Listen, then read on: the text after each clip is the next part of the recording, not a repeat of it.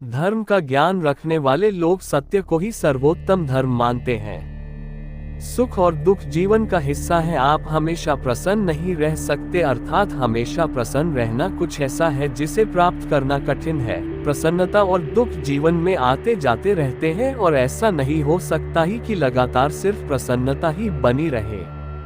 श्री राम जो कहते हैं वो करते हैं, अर्थात श्री राम अपने वचन के पक्के अटल वचन हैं। वचन देने के बाद वो पीछे मुड़कर नहीं देखते।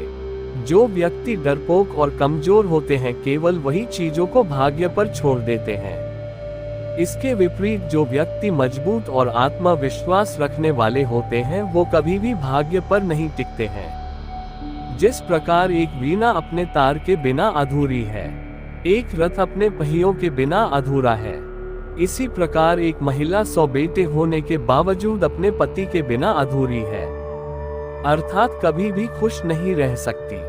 दुख हमारा सबसे बड़ा दुश्मन है। एक दुख साहस को नष्ट कर देता है, दुख शिक्षा को नष्ट कर देता है, दुख हर चीज को नष्ट कर देता है। दुख से बड़ा कोई दुश्मन नहीं। श्री राम एक आज्ञाकारी पुत्र थे। वे भरत से कहते हैं, चंद्रमा प्रकाश देना छोड़ सकता है, हिमालय बर्फ से बेफिक्र हो सकता है, सागर अपने तटों को बदल सकता है, लेकिन मैं अपने पिता द्वारा दिए गए वादे का कभी उल्लंघन नहीं करूंगा। एक बुद्धिमान व्यक्ति को त्रासदी या दुर्भाग्य का पूर्वाभास करना चाहिए और हमले से पहले इस तरह की त्रासदी या दुर्भाग्य को रोकने या दूर करने के लिए कार्रवाई करनी चाहिए। इस प्रकार केवल वही सुरक्षित और अच्छे जीवन का आनंद ले सकता है। ये कहानी है तनाव के बारे में। इंसान तनाव में कोई भी काम अच्छे से नहीं कर सकता है। पुराने समय की बात है। एक राजा अपने राज्य में राज करता था। उसका राज्य बहुत खुशहाल था और राज्य में धन धान्य की कोई कमी नहीं थी।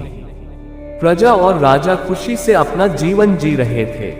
लेकिन एक वर्ष उस राज्य में अकाल पड़ा और पानी की कमी के कारण फसलें सूखने लगी। ऐसी अकाल की स्थिति में किसान राजा को लगान नहीं दे पाए और इस वजह से राजस्व में कमी आ गई और धीरे धीरे राजकोष खाली होने लगा। ये सब होने से राजा का तनाव अब बहुत बढ़ गया था। वो हर वक्त सिर्फ यही सोचता कि राज्य का खर्च कैसे चलेगा। कुछ समय के बाद स्थिति सामान्य हो गई और अकाल का समय भी निकल गया, लेकिन राजा के मन में अभी भी अपने राज्य के लिए चिंता थी। राजा के दिमाग में अभी भी हर वक्त यही रहता कि अगर राज्य में पुनः अकाल की स्थिति आ गई तो क्या होगा।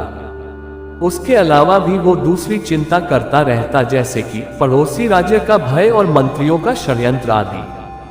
वो इन सब चिंता के कारण रात को अच्छे से सो भी नहीं पाता था और उसकी भूख प्यास भी इस तनाव ने छीन ली थी। वो अपनी इस हालत से परेशान था। राजा जब भी अपने राजमहल के माली को देखता तो आश्चर्य में पड़ जाता, क्योंकि दिन भर मेहनत करने के बाद वह रूखी सूखी रोटी भी मजे से खाता और पेड़ के नीचे आराम से सोता था। राजा को कई बार उस माली से जलन भी होती थी। एक दिन राजा के दरबार में एक महात्मा आए। राजा ने अपनी समस्या उस महात्मा को बताई और उनसे ये भी कहा कि आप मुझे इस समस्या को दूर करने का कोई उपाय बताइए।